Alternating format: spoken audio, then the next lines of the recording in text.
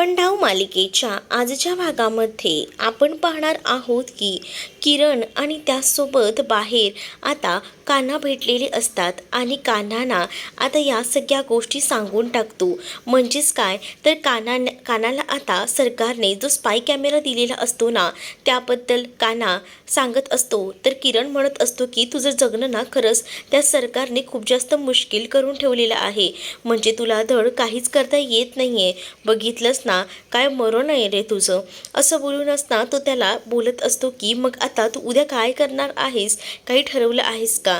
मग माझ्याकडे काही ऑप्शन आहे का. मला तर तो कॅमेरा ऑन ठेवावाच लागणार आहे. मग आता तुझा कॅमेरा ऑफ आहे ना असं किरण त्याला विचारतो. अरे हो मग आता तर कॅमेरा ऑफ आहे, पण मला खरं तर ना खूप जास्त कंटाळा येतो यार त्या सखीला बिचारीसोबत असं सगळं वागायला.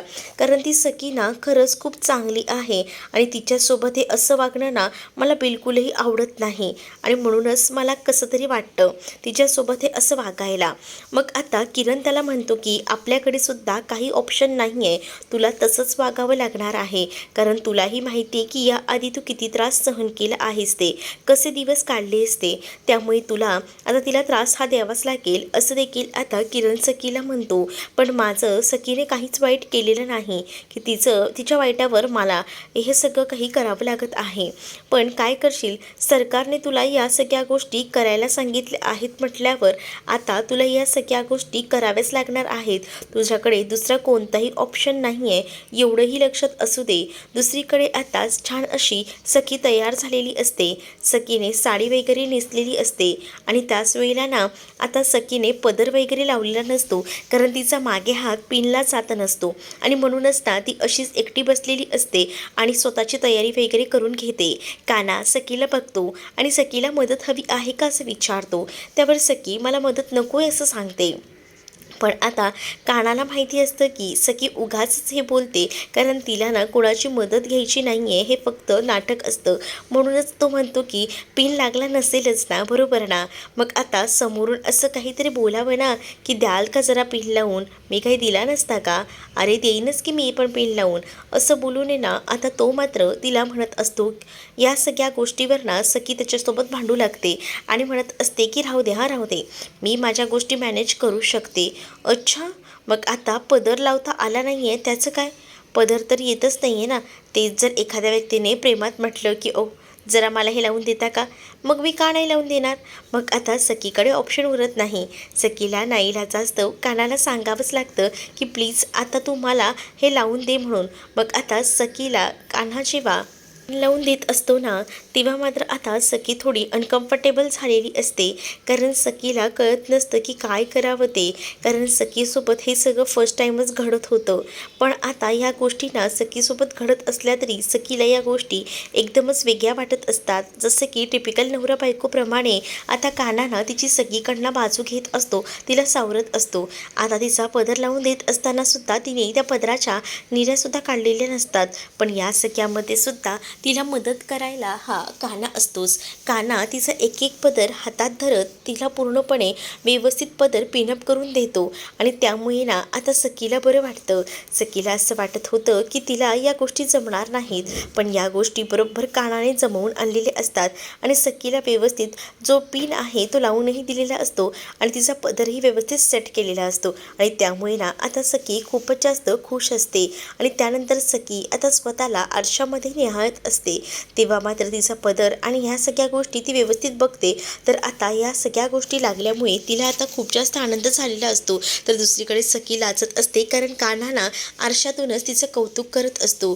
कारण तू खूपच सुंदर दिसतेस असंच त्याला काहीसं म्हणायचं असतं आणि त्यातच आता त्याला हे सगळं जेव्हा तो आरशातून म्हणतो ना तेव्हा आता इथे असणारी ही सखी खूप जास्त लाजू लागते. त्याच वेळेला सखीला तो म्हणत असतो की आपल्याला बाकीही तयारी करायची आहे, तुमची तर तयारी झाली ना, मग आता तुम्ही जा, तोपर्यंत मी माझं काम आवरतो. मग आता त्याला तो स्पाय कॅमेरासुद्धा फिट करायचा असतो आणि त्याचसाठी त्याची खूप जास्त धडपड गोंधळ सुरू असतो आणि म्हणूनच त्याने आता ही तयारी करायला घेतलेली असते. जशी सखी बाहेर पडते तसा तो कॅमेरा ऑन करून ठेवून देतो, म्हणजे जेणेकरून सरकारला आज सगळं काही समजायला हवं इथे काय काय चाललेलं आहे ते. आणि म्हणूनच ना तो स्पाय कॅमेरा त्याने लावून ठेवलेला असतो. आणि जेव्हा स्पाय कॅमेरा तो लावतो ना, तेव्हा मात्र त्याच्या डोक्यामध्ये विचार येत असतात की मला त्या सरकारने कसं वागायला सांगितलं आहे, पण तसं खरंच मला वागता येईल का, की नाही खरंच मी चुकीचं करतोय का. पण नको, तर हे सगळं करावंच लागणार, नाही तर पुन्हा त्या सरकार भडकणार. आता इथे सत्यनारायणच्या पूजेची तयारी सुरू असते, पण त्याआधी ना सगळा काही प्रसाद ना बनवायचं काम हे मात्र दोन्ही जोडप्यांना दिलेलं असतं, म्हणजेच सखी आणि कान्हाला.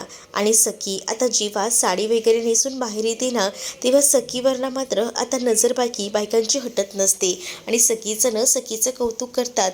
सखी खरंच खूप सुंदर दिसतेस का आज तर आमचा कान्हा फ्लॅटच झाला असेल, इतकं सौंदर्य खुलून आलंय आणि ही साडी तर तुला खूपच सुंदर दिसते, असं बोलून ना आता तिचं कौतुक केलं जातं. आता तो स्पाय कॅमेरा लावलेला असतो कान्हाने, आणि कान्हा मात्र आता तो स्पाय कॅमेरा घेऊनच ना फोनवर बोलतही असतो. सरकार त्याला म्हणत असते की खरंच पिवळा कुर्ता छान दिसतोय तुझ्यावर, कारण आता स्पाय कॅमेरा ऑन केल्यामुळे ना समोर जे काही दृश्य सुरू आहे ना ते सगळं दिसत असतं. म्हणून सरकारना घरात बसून या सगळ्या गोष्टी व्यवस्थितपणे बघत असते, मॅनेज करत असते. आणि त्यातच आता ती म्हणत असते की तुला चांगलंच माहिती आहे, मी सांगितल्याप्रमाणे तुला खूप जास्त त्रास आहे ना तिला द्यायचा आहे, ही गोष्ट लक्षात असू द्या, असं देखील आता म्हटलं जातं. आणि मग या सगळ्या गोष्टी लक्षात घेतल्यानंतर कान्हा हा सुद्धा बाहेर जायला निघतो, कारण कान्हाला सुद्धा सगळ्या गोष्टी व्यवस्थित मॅनेज करायच्या असतात. कान्हा आणि सखी आता समोरासमोर बसलेल्या असतात.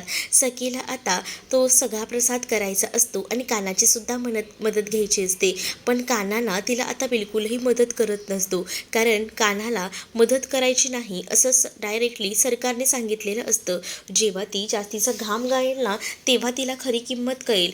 तिला आता अशी जर मदत केलीस ना तर ती काही इथे चॅलेंज करून येणार नाही, तिला चॅलेंज हरायचंच आहे आणि तिला पुन्हा या सरकारच्या घरी यायचे. आणि त्यासाठी तू मला मदत करणार आहेस माहिती ना, बिलकुलही तिला प्रसाद बनवायला मदत करू नको, सरळ सरळ आता सांगून टाकलेलं असतं.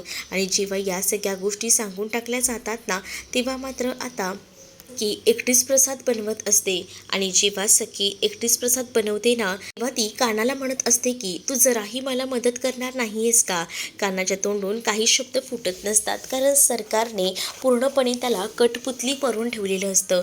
जसं सरकार सांगणार अगदी तसंच त्याला इथे वागावं लागत असतं, आणि त्यामुळे तो ना काहीच बोलू शकत नसतो. बिचारी ही सखी जी आहे ना ती एकटं सगळं मॅनेज करत असते. तिला या गोष्टी सगळ्यात नवीन असतात, पण तरीसुद्धा आज सत्यनारायणाची पूजा आहे आणि प्रसाद हा उत्तम व्हायला हवा, उगाच आपण चिडचिड करून होणार नाही असाच विचार ना तिच्या मनामध्ये येत असतो. आणि म्हणूनच ना ती आता मात्र म्हणत असते की जाऊ दे, तुला काहीच करायचं नसेल ना तर मला तर करायचं आहे, कारण मला हा प्रसाद रेडी करायचा आहे. तर दुसरीकडे आता दाभाडे काकू आणि त्याचसोबत इतर चाळीतल्या बायका असतात ना त्या मात्र तिला त्या पूर्णपणे प्रसादाची रेसिपी सांगत असतात की काय झाल्यानंतर काय घालायचं आहे, तूप घालून झाल्यावर रवा भाजायचा, आणि या सगळ्या गोष्टीच्या इन्स्ट्रक्शन तिला दिल्या जातात. आणि सगळीजणं चायकरी तिथे बसलेली असतात आणि काय नेमकं काय काय चालू आहे हे सगळं बघत असतात, कारण त्यांना सुद्धा ना आता खूपच छान वाटत असतं हे सगळं बघून. त्यांच्या चेहऱ्यावर सुद्धा स्पष्टपणे आनंद जाणवत असतो. तर दुसरीकडे मात्र आता मला जरा दुधाचं पातेलं तरी दे, का तेही द्यायला जमत नाहीये तुला, असाच टोमणा मारून आता सखी कानाला बोलत असते. त्यावर आता काना दुधाचं पातेलं सखीकडे देतो, कारण त्याच्याकडे आता कोणताही ऑप्शन उरलेला नसतो. बिचारी सखी आता एकटी सगळं काही करणार असते आणि एक एक करून ती आता त्या टोपामध्ये मिक्स करत असते.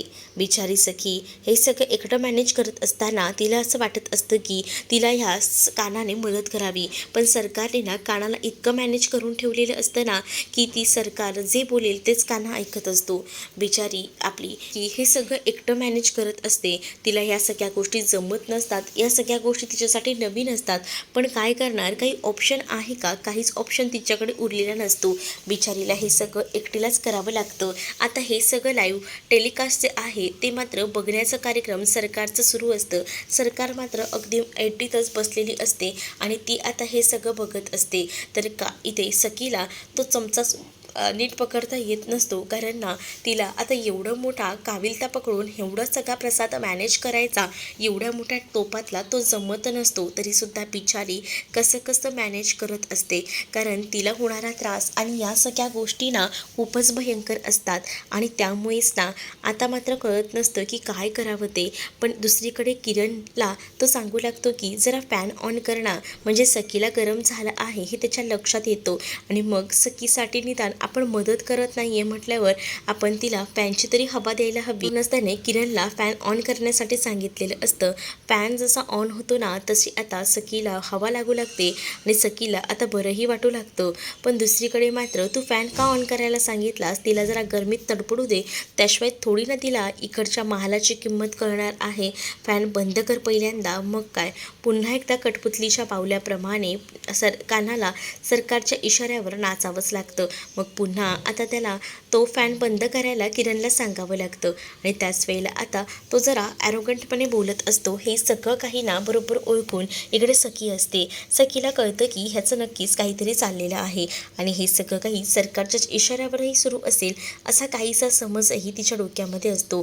पण इथे ना सरकार जे आहे ती रूममध्ये बसून मस्तपैकी या सगळ्याची मजा घेत असते. तर दुसरीकडे मात्र तुम्ही माझ्यासोबत काहीच करणार नाही आहे का?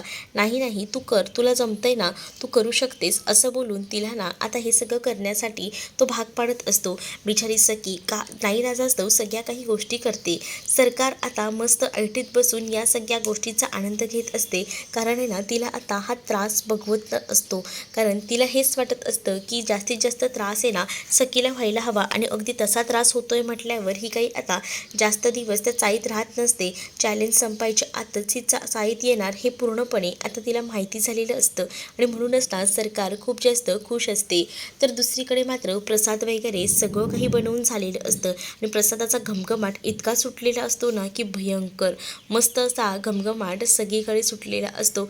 आणि त्यामुळेच ना आता हा प्रसाद आपल्या वहिनीने केला आहे म्हटल्यावर खूपच छान झाला असणार आहे आणि त्यामुळेच आता या प्रसादाला इतका सुगंध सुटलेला आहे असं देखील आता त्या बायका बोलत असतात. आणि बिचारी इथे एकटी असणारी ही सखी सगळं मॅनेज करते, सगळं म्हणजे सगळं एकूण एक मॅनेज तिने आता या सगळ्या गोष्टी केलेल्या असतात.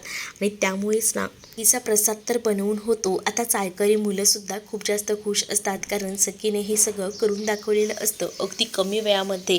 आणि सखी ज्या वेळेला ह्या सगळ्या गोष्टी कमी वेळात करते ना तेव्हा मात्र सगळीजणं कानाचं कौतुक करतात आणि कानाला म्हणत असतात की खरंच ना लाखात एक बायको शोधून आणलेली आहेस. मग आता सखीचा हात भाजायचा प्रयत्नच ना सरकारचा असतो, म्हणजे सखीचा प्रसाद तर बनवून होतो आणि आता बाकीची तयारीसुद्धा सखी करणार असते.